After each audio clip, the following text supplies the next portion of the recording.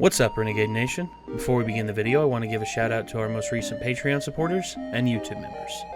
Keenan Greenwood, YoDude48, Josh Combs, Yeet, Nicholas A. Montgomery, Silent Valor, Brendan Wells, Silverstorm Forge, Big Geek, Damn Is It, Anthony Espino, Richard Black, Owen, Fordrin, Acoleyte, Sammy Wilson, Jamie Irwin, Ollie6006, Anthony the Hedgehog, Lee John Peter Owens, Kiki, Anthony, Nia, Antonio Joia, Graffiti Turtle, Ross Lingard, T Sunset, Wolbach DKs, Goddess Gaia, Grace Shields, Midnewit, Smooth Weaver, Robin Funkhauser, Geraldine Camoan, Purex Lancer, JT Campbell, Ethan Robinson, Desi 00, The Whiskey Laddie, Austin Ramirez,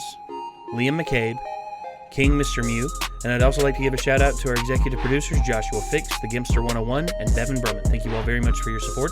If you wish to become a YouTube member, click the join button, which is down by the subscribe button down below, and if you wish to support us on Patreon, click the link in the description to find out more. We'll see you there. I'm doing my task today. I'm doing my task today. I'm doing my task today. I'm doing my task today.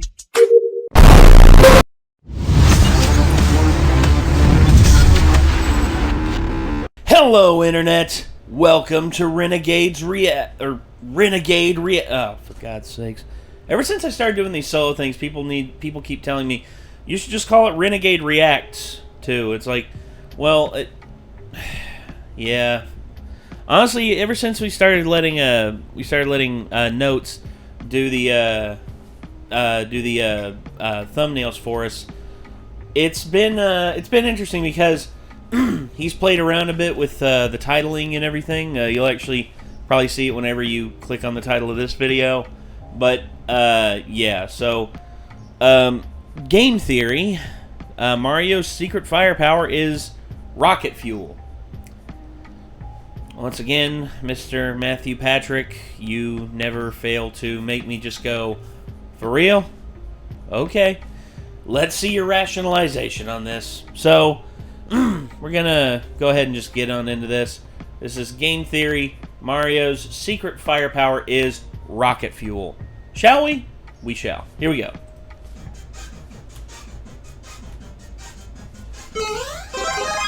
Yeah! Woohoo! Wow, this is so cool! Actually, it's really hot. Watch out, Goombas! Here comes Mateo! Actually, come to think of it, this is probably a lot more humane than stomping on their heads, too. I've always felt bad about crushing another living creature to death with my own body weight. Yahoo! Here we go! The pain! The pain! I'm in agony! Excruciating agony! This has to be the worst way to die! Why? Why would you do this? Why? It's about par for the course. Why couldn't I die like my brother Tony? He was crushed in a single instant. He's Oh, for like God's with sake. no suffering! Damn. Mamma mia! Well, you can't win them all, Matt. You can't win them all, Matt Pat. Dun-dun-dun.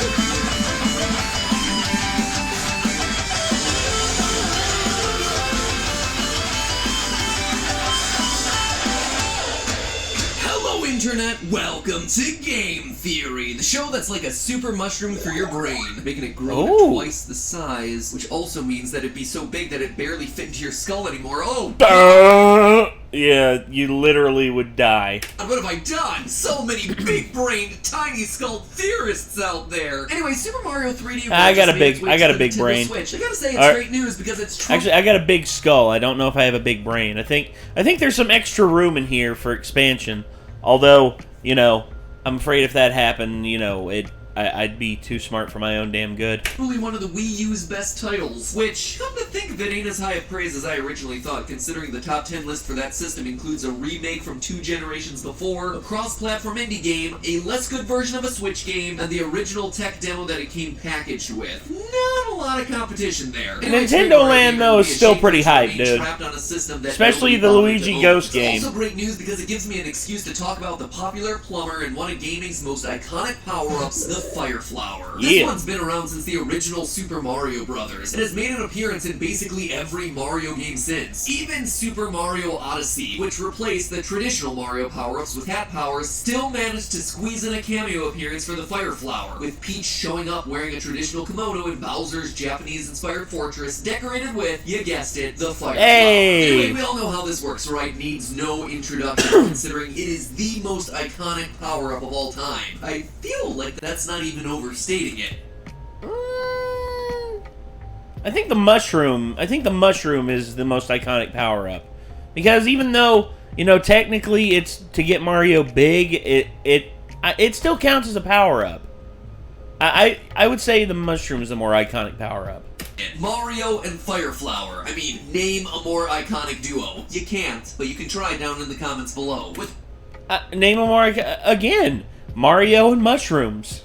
I mean, the Fire Flower is great. I think it's probably like his best overall, outside of the feather and the cat, or in the Tanuki suit.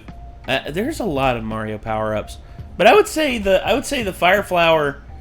I'd say the mushroom outdoes the Fire Flower. With one touch, it turns Mario's outfit red and white while granting him the all-important ability to throw fireballs. Simple as that, clear as crystal. Or is it? I literally just said we all know how this works, but have we stopped to question what exactly is going on here? What are Mario's fireballs exactly? I mean, they can't just be pure flame. After all, flames are just burning gas. And as such, we'd expect goodness gracious, great balls of fire! What Mario is using is affected by gravity. These things are being pulled downward. And not just being pulled downward, but also bouncing off the ground. It's a detail that we all take for granted because we've seen it going on for decades, but any explanation for what video he's game actually physics. using here has to account for that bouncing. And then you got the fact that despite supposedly being balls of fire, Mario still seems perfectly capable of using them underwater. So this has to be some sort of special flame. In short, we have 3 things to answer if we want to address this properly. 1, what can get set on fire? 2, bounce off the ground? And 3, also burn underwater. What exactly are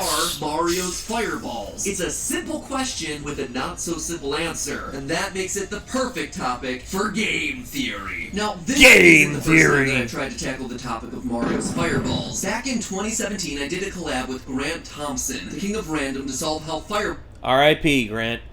R.I.P., my dude. Balls could burn underwater. I count myself extremely fortunate to have had the opportunity to spend that time with him because 2 years ago, he tragically passed away. Much, much too soon. Rest in peace, buddy. You are remembered. Now, on the beach that day, what Grant wanted to test was Thermite, a flammable metal powder that's used in welding. Scale of danger from 1 to 10. What would you list this as? I'm going to put this up there at a solid 10. Wow! That is some quality YouTube science thing going on. We packed tennis balls full of Thermite and dropped them underwater to see if they'd continue to burn. I love the smell of Thermite in the afternoon! Matt Pat is smells like natural victory. Thermite in it. Let's not spread the word about that one too widely, shall we? Are you listening, NSA? Are you listening?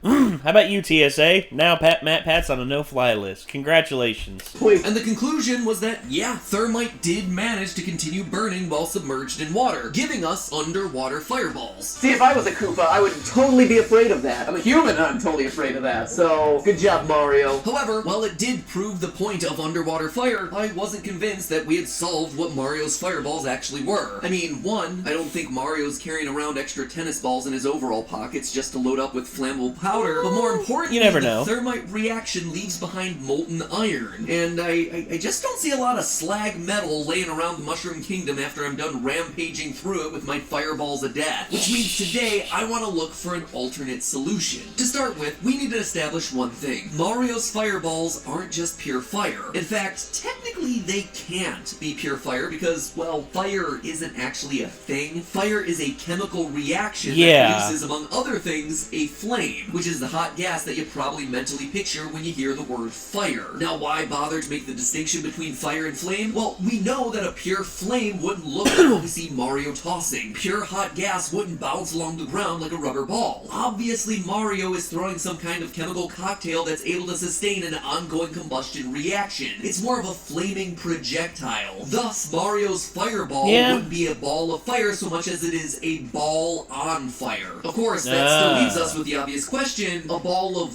what? What does it take to create a flaming, bouncing underwater projectile? Well, it all comes down to having the ingredients needed to sustain a fire. If you've ever paid attention during Smokey the Bear's safety lessons, or you watched our episode about fire Remember, Pokemon kids, from 4 only years you ago, can you prevent might remember forest the fires. concept of the fire triangle, which is a simple model of the 3 basic ingredients that you need to sustain a fire. A fire needs 1, heat, 2, fuel, and 3, an oxidizing agent. Technically, the fire triangle recently poke-evolved into a fire triforce, but for today, the triangle is gonna be enough. Anyway, without any of these 3 ingredients, the chemical reaction just can't continue. For instance, 99% of the time, the oxidizing agent is just oxygen, air. We happen to live on a planet with a lot of oxygen just floating around all the time. Right, just over 20% oxygen. Fire really appreciates that fact. But if you want to extinguish a fire, you can smother it with a blanket. Covering the fire deprives it of oxygen. Thus, the triangle is broken and fire can't survive. This is also how most fire extinguishers work. They spray carbon dioxide, which surrounds the fire, effectively smothering it. Or, you can always rely on your good old pal H2O. Just drop the flaming object into a bucket of water and bam! No oxygen, which means no combustion reaction, which means no more flames. Except, clearly Mario's fireballs... Well, that's the thing about water. Water is 2 parts oxygen, 1 part hydrogen, and it is possible for the Leidenfrost effect is such a weird thing. It has to be burning hot enough for the Leidenfrost effect to take effect, and if the Leidenfrost effect takes effect, then the flame will not extinguish. It'll actually maintain itself underwater. Science is weird, man.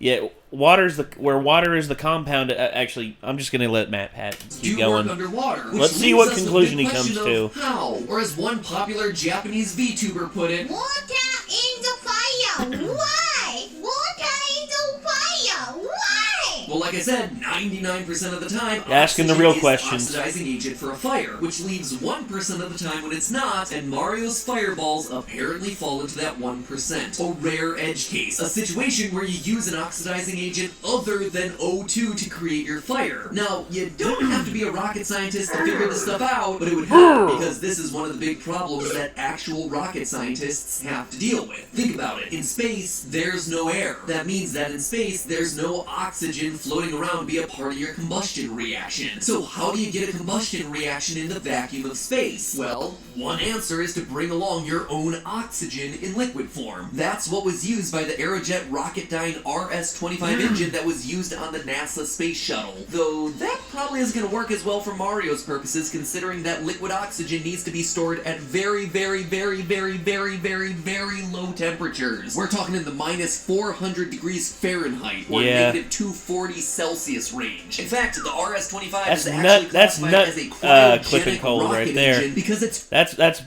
that's balls frozen to the bottom of the well cold right there.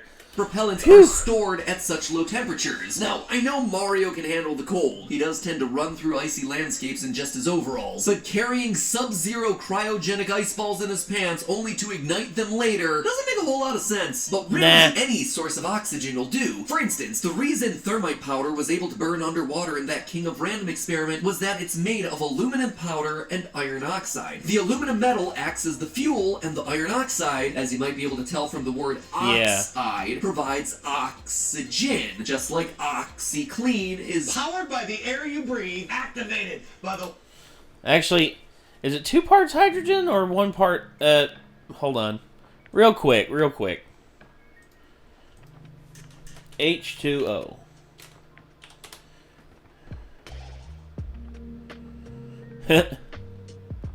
Okay.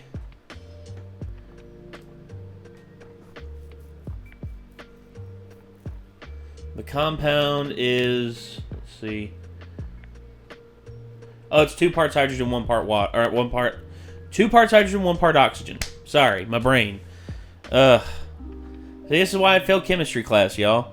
I know about compounds and stuff like that, but the most basic stuff sometimes escapes me. It's because I haven't looked at this shit for so fucking long. Forgive me. I am retarded, Ray. The water that you and I drink. See how you have some oxygen O's floating around near the edges of its chemical structure? Well, that right there is why it's your oxidizing agent. Fire is basically just a super fast version of a type of reaction that exists everywhere in our world. Something called a reduction-oxidation reaction, or redox reaction for short. Oxidation is the loss of electrons, and reduction, confusingly enough, is the gaining of electrons. It's called reduction because you're gaining electrons which are negative charge. So yeah. you're losing charge, thus reduction. Anyway, it's just a fancy way of saying electron swap. And if you look at what oxygen is actually doing here, its role is to accept electrons from the fuel. So in our quest to figure out what's going on with Mario's fireballs, all we need is something that has a similar chemical composition to what we saw in the Thermite's iron oxide. Examples of oxidizing agents that have been used in rockets include nitrogen tetroxide, which was used by the Apollo 11 lunar module, and ammonium perchlorate, which is frequently used in rocket boosters. See all those nice juicy O's waiting around the edges of the chemical structure waiting to accept electrons? And you see, it's that second one, the ammonium perchlorate, that I want to focus on, because unlike O2 oxygen, which is a gas at room temperature, ammonium perchlorate is a solid. And that's good because remember the 3 things that we need to make Mario's fireballs happen. It needs to be able to bounce, which means that it needs to be affected by gravity, and, you know, solids tend to bounce better than gases. Being a solid also means that we can mix it with the fuel source. We can create a chemical cocktail that provides both the fuel source and the oxidizing agent that we need to make combustion happen all in one neat little package, just like we're seeing happen with Mario's fireballs. For the fuel source, most rockets just use powdered aluminum, the same kind of stuff that I talked about with the thermite, so we're gonna go with that. But there's still one missing piece here. We need a way for all of it to stick together, and it's here that Mario's fireballs really deliver the surprise. It all comes down to rubber. Yeah, silicon rubber. No joke, here on YouTube you can find people doing DIY make your own rocket fuel videos, where they bind aluminum powder and ammonium perchlorate, which again, remember, is the same stuff that NASA is using in their actual rocket boosters. And they're combining these things with tubes of silicone rubber that you can find at Home Depot. Rubber, as in bouncy rubber. And by the way, the idea of using rubber or something similar as a binding agent for rocket fuel isn't just something that YouTubers are doing. In 2013, private space company Virgin Galactic announced that the latest tests of their suborbital space vehicle were being done with fuel that used a key ingredient for synthetic rubber. Virgin Galactic's own press releases describe the fuel as, quote, rubber-like. So what are Mario's fireballs exactly? Well, Richard Branson and Elon Musk literally pushing the boundaries of commercial spaceflight. Jesus Christ. Oh, they're quite literally an advanced form of rocket fuel. Rubbery, bouncy rocket fuel. Aluminum powder plus ammonium perchlorate plus a little bit of silicone rubber to bind it all together. That is, in my estimation, the only way to explain how they're able to burn continuously, even when underwater or in the vacuum-like conditions of Super Mario Galaxy. It's also an explanation for why they bounce like a rubber ball when he throws them. It also explains why enemies die on contact, considering that solid rocket boosters can reach temperatures of more than 5,000 degrees Fahrenheit. That's 2,760 degrees Celsius. Sorry, Goomba, that's gonna leave a mark. Which leaves the only thing unexplained in this theory is why it all comes from a flower. But hey, that's just a theory. A game theory. Thanks for watching. You know what's not rocket science? Saving money with the sponsor for today's episode, honey. Theorists these days I like to stay... Already got honey there, Matt Pat. Already got honey. And I use it. I use it frequently. But yeah, there we go. I guess Mario's fireballs are made out of rocket fuel, which... How it's able to come from a flower? I don't know. It's video game logic. I mean, it's the same thing about... It's like, why is there an Italian plumber in a kingdom full of mushrooms where a giant lizard has kidnapped a princess?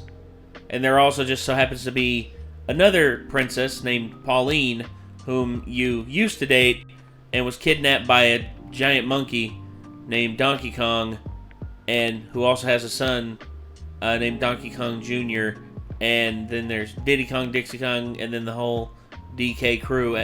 Yeah, Nintendo's lore is very confusing, and I think, in all honesty, it doesn't really matter. I think it's actually pretty cool.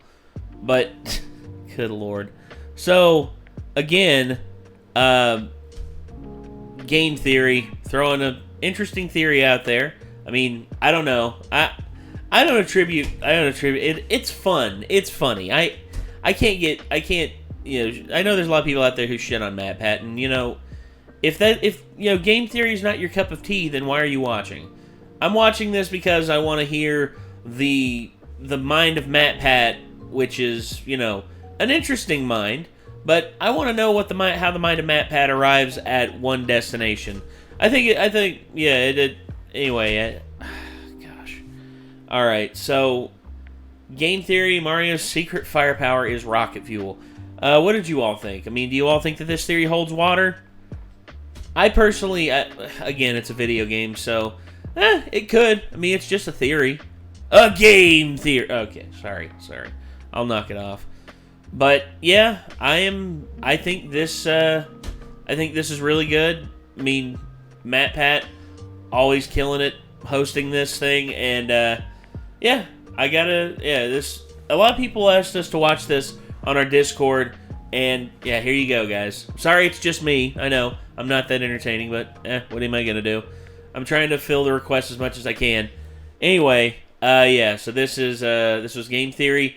Mario's secret firepower is rocket fuel. If you want to see more from game theory, click their name in the title of the video. If you want to see more from us, hit that subscribe button, ring that bell to stay notified. And I guess until then, everyone, signing off. I'm Nate.